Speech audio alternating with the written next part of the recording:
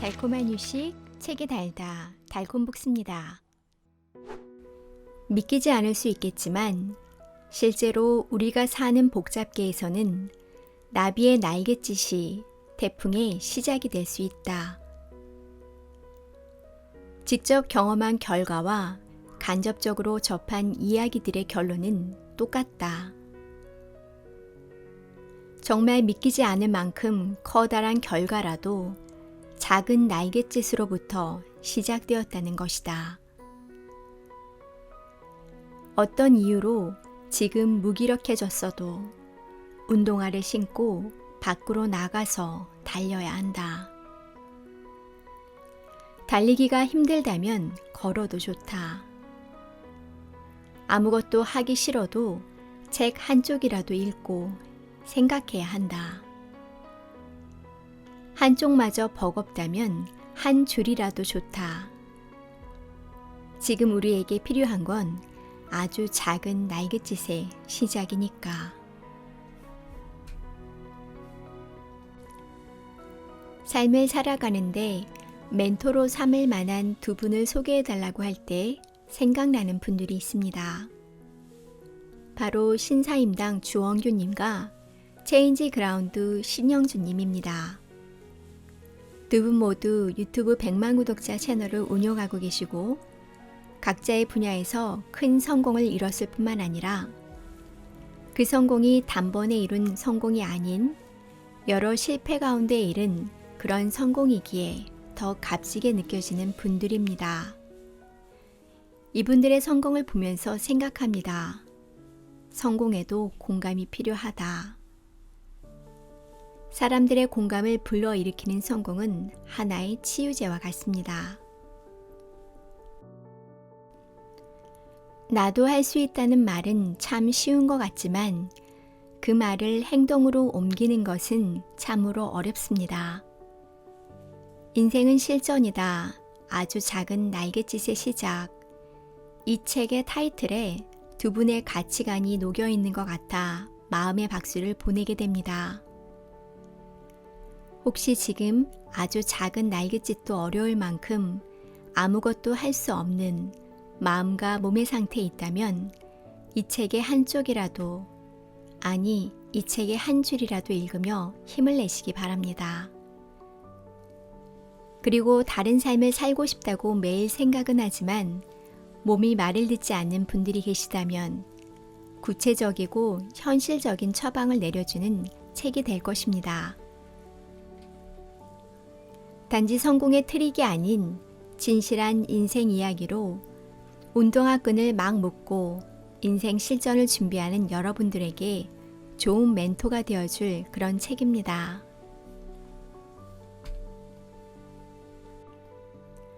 책에서 소개하고 있는 100가지 인생 실전 중에서 83번째 이야기, 원하는 결과를 달성하는 방법을 읽어드리도록 하겠습니다. 성공한 사람들은 폭넓은 인간관계를 가지고 있다. 그렇다면 역으로 잘 나가는 사람들과 관계를 만들어두면 성공하는데 더 유리하지 않을까? 그들을 통해서 더 유리한 기회를 붙잡을 수도 있고 힘들 때는 그들의 도움을 받을 수도 있을 것 같다. 내 편과 내 줄이 되어줄 든든한 인맥은 어디서 찾을 수 있을까? 우리가 서로의 인맥이 되면서 확실하게 동의한 점이 있다. 관계보다 실력이 우선해야 한다는 점이다. 내가 실력이 없는 상태에서 친해진 사람들과의 관계는 지속되기 어렵다. 음료수를 먼저 꺼내고 돈을 넣는 자판기는 존재하지 않는다. 내가 사람들에게 줄 것이 없으면 사람들과 교류하기 어렵다. 이런 상황에서는 인맥을 만들기보다 스승이나 멘토를 찾아서 자신의 내실을 키우는 것이 좋다. 요컨대 실력이 충분히 쌓이기 전까지 인맥은 방해 요소에 불과하다는 것이다. 실력이 있는 상태에서는 진정한 의미의 네트워킹이 가능해진다. 우리가 생각하는 이상적 인맥의 핵심은 느슨한 유대의 힘이다. 인간관계나 비즈니스에서 새로운 기회를 만드는 것은 친하게 지내고 자주 보는 사람이 아니라 연락이 뜸하게 지내던 경우가 많다. 유튜브에서도 그렇다. 채널 규모가 커질수록 계속해서 새로운 사람들을 알게 되고 그들과 함께 무언가를 시도할 기회가 늘어난다. 이것은 우리가 사는 세상이 복잡계이기 때문에 가능한 일이다. 실력과 느슨한 유대의 힘을 가장 현실적으로 보여주는 사례를 소개하고자 한다. 어떤 연고도 없는 사람이 무작정 미국에 가서 자기 집단 중 최고가 될 가능성은 얼마나 될까? 불가능에 가까울 것이다. 대구 봉제공장 노동자의 딸이 세계 최고 명문 존스 홉킨스 의대의 교수가 되었다면 도대체 그 사이에 어떤 일이 있었을까? 진아영 교수의 이야기를 함께 살펴보자. 진아영은 정신과 의사가 되고 싶었다. 한국 의사 임용에서 원했던 결과를 얻지 못했던 그녀는 무작정 미국으로 향했다. 미국에서 의사고시를 응시했는데 성적이 굉장히 좋았다. 현재 고시 학원에서 다른 수강생들을 가르치면서 공부할 수준이었다. 그들 중 한 사람이 하버드 의대에서 연구하는 한국인 내과 선생님을 소개해 주었다. 처음에는 자신이 지망하는 과와 다른 분야라 소개를 마다했다. 그런데 입학 전형이 진행되면서 추천서가 필요하게 됐다. 그녀는 어쩔 수 없이 그 선생님을 찾아갔다. 그렇다고 그 선생님이 추천서를 써줄 수 있는 것은 아니었다.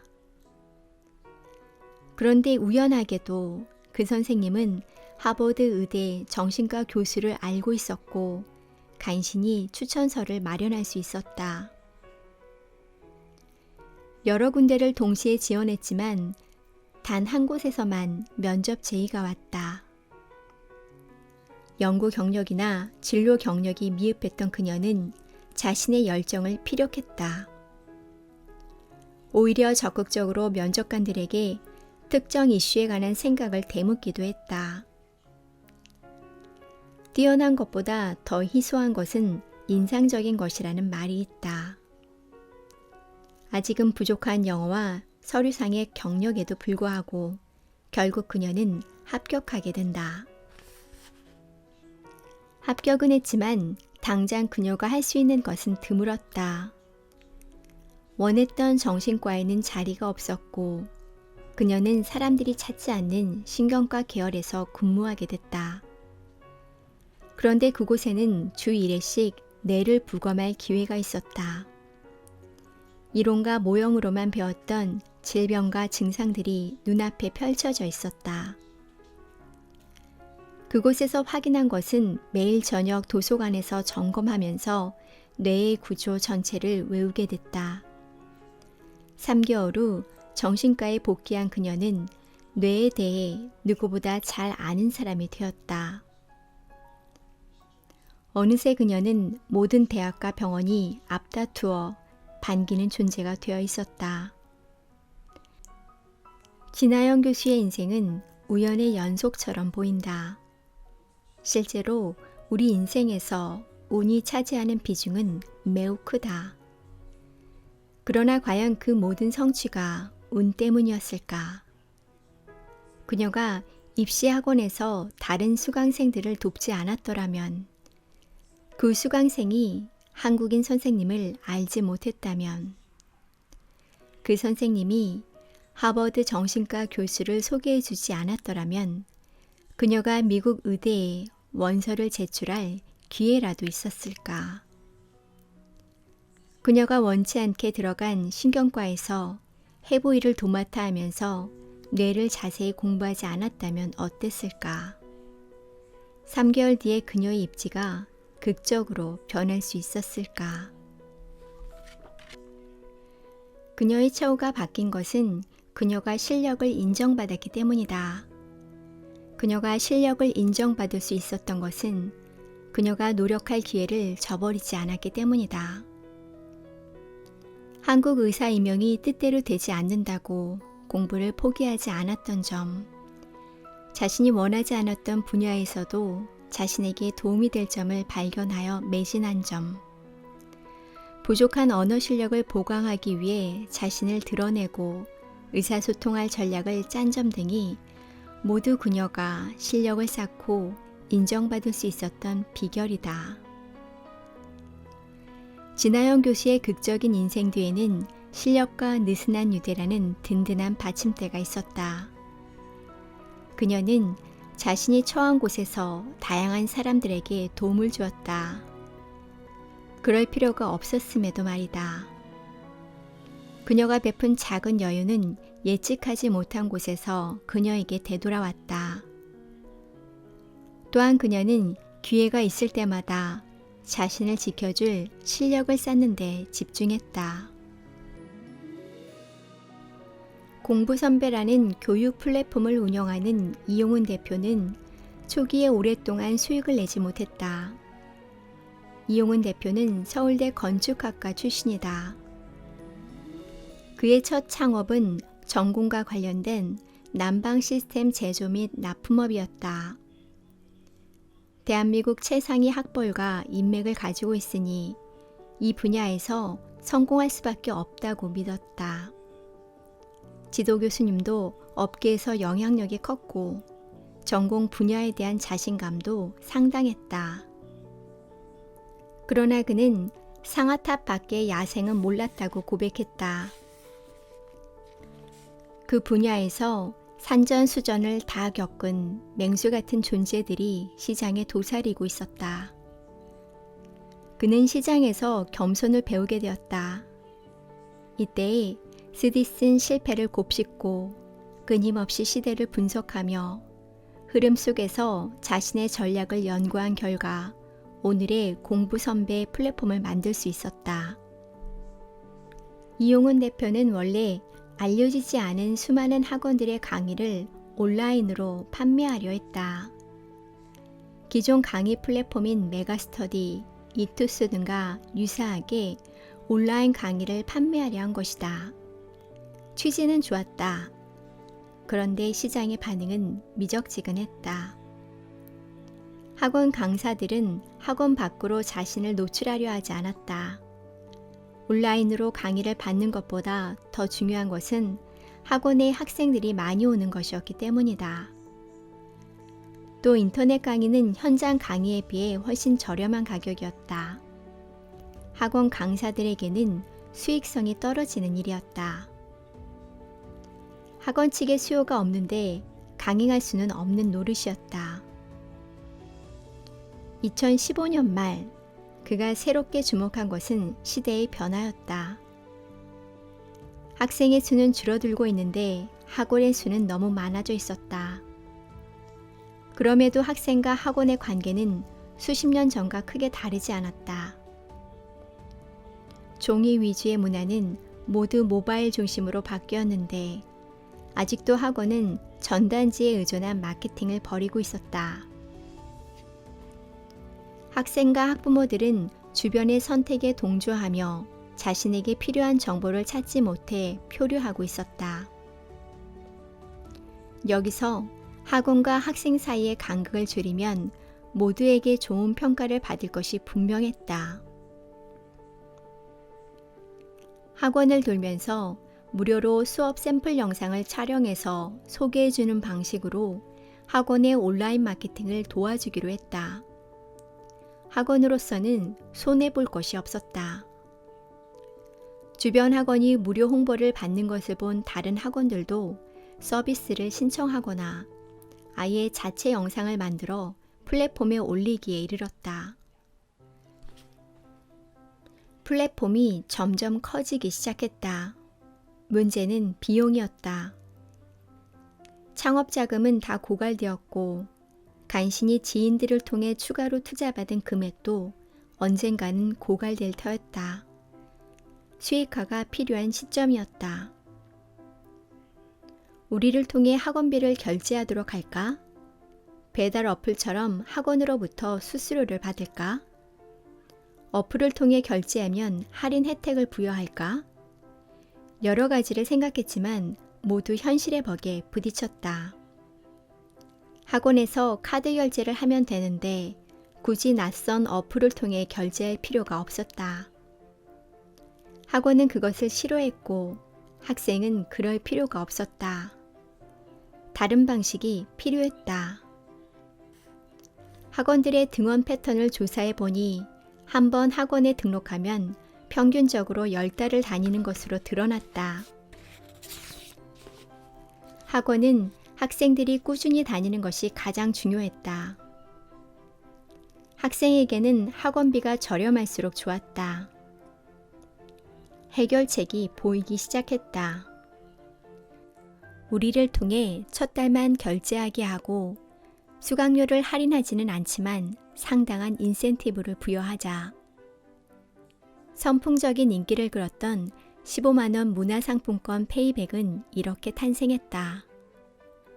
학생들이 자발적으로 홍보대사가 되었음은 덤이다. 두 가지 성공 사례를 살펴보았다.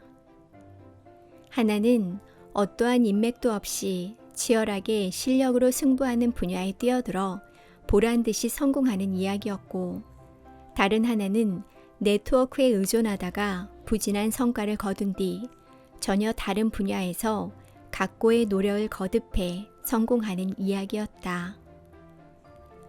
둘의 분야와 성격은 매우 다르지만 두 사람의 성공 사례는 공통적인 교훈을 시사한다. 옛날에는 학벌과 인맥이 있으면 많은 부분에서 유리했을지도 모른다. 집단의 혜택이 없었더라면 아무리 노력해도 일정 수준 이상의 성과를 내지 못했을 수도 있다. 하지만 지금은 다르다. 실력이 없으면 어떤 학벌과 인맥을 가졌더라도 결과를 장담할 수 없다. 반면 실력이 있고 그 실력을 공유하고 발휘할 수 있게 해줄 무수한 작은 유대가 있으면 그게 성공할 수 있다. 달콤한 유식, 책이 달다. 달콤한 생각입니다. 첫째, 인맥이라는 게 뭘까? 그리고 인맥 관리를 잘한다는 게 뭘까? 종종 생각하는 질문입니다. 사회생활을 하면서 가장 후회되는 부분이 있다면 소중한 인맥을 잘 지키지 못한 것입니다. 하지만 최근 생각이 드는 게 왜 나는 매일 내가 못하는 것만 생각할까? 그리고 왜 내가 못하는 걸 갖고 후회할까 하는 생각이 듭니다. 사람의 성향에 따라 인간관계를 잘하는 사람이 있고 혼자 있는 걸 더 좋아하는 사람이 있습니다. 그건 후회할 게 아니라 그냥 나란 사람이 그런 사람이라는 것을 인정하는 것이 더 빠른 처방전인 것 같습니다. 누군가는 회사를 이직할 때 이전의 관계도 살뜰히 챙겨 인맥 관리를 잘하는 반면 누군가는 이직을 하면 가까운 관계도 자연스레 같이 멀어지는 사람들이 있습니다. 그리고 아마도 많은 사람들이 후자에 속하지 않을까 생각합니다. 어쩌면 거리가 멀어지면 당연히 마음도 멀어지는 게 더 자연스러운 것 같습니다. 이런 저에게 인생은 실전이다 해서 얘기하는 느슨한 유대의 힘이란 단어는 아주 매력적으로 들립니다. 지금 내가 있는 그곳에서 도움을 주고받으며 자연스럽게 맺어진 인연, 소개의 소개를 받아서 결국에 나에게 정말 필요한 사람을 만나는 행운. 이러한 느슨한 유대는 우리의 삶에서 매일 벌어지고 있는 일상 자체의 소중함을 일깨워줍니다. 목적을 갖고 이루어지는 인맥 관리도 있겠지만 각자의 자리에서 최선을 다하고 내 도움이 필요한 사람에게 도움의 손길을 내주며 정말 원하는 것을 깊이 갈망한다면 복을 물어다 주는 제비처럼 느슨한 유대는 인생에 큰 행운을 가져다 줄 것입니다. 물론 책에서 핵심적으로 얘기하고 있는 관계보다는 실력이 우선되어야 한다는 전제는 먼저 고려되어야 할 것입니다. 이제 인맥 관리에 대해 가졌던 생각을 스스로 내려놓을까 합니다. 그리고 자연스럽게 오늘의 일상에서 최선을 다하고 오늘 하루를 잘 보내볼까 합니다. 이와 함께 인맥 관리에 대해 붙잡고 있었던 후회와 아쉬움도 이제는 흘려보낼까 합니다. 두 번째, 존중받고 싶고 좋은 관계를 지속적으로 유지하고 싶다면 실력을 먼저 쌓아야 한다는 것입니다. 회사에서도 실력 없이 관계 중심으로 일을 진행하려고 하는 사람들이 있습니다. 너와 내가 이런 관계이니 이 정도는 해줄 수 있지 않겠냐 하는 마음인 것 같은데 그런 관계가 몇 번 지속되면 동등한 관계가 아닌 갑과 을의 관계가 되어버립니다. 부탁만 하고 도움을 받기만 하는 어린아이와 같은 어른에게 친구 대접이나 존중할 수 있는 사람은 많지 않습니다. 이제 우리는 실력을 쌓고 그 실력을 공유해야 하는 시대에 살고 있습니다. 나는 어떤 공유를 혹은 어떤 공헌을 할 수 있을까라는 질문을 해봅니다. 그것은 어떻게 보면 나는 어떤 방법으로 돈을 벌 것인가 하는 질문과도 일맥상통합니다. 이제는 혼자 독점하지 않고 무언가 세상과 사람들에게 공유하려 할 때 돈도 더 많이 벌 수 있는 세상이 되었습니다. 그래서 실력을 공유하고 발휘할 수 있게 해줄 무수한 작은 유대의 힘이 세상을 더욱 공정하고 공평하게 만들어줄 것이라는 기대를 갖게 합니다. 지금까지 달콤한 휴식 책에 달다 달콤북스였습니다. 여러분의 구독과 좋아요가 큰 힘이 됩니다. 감사합니다.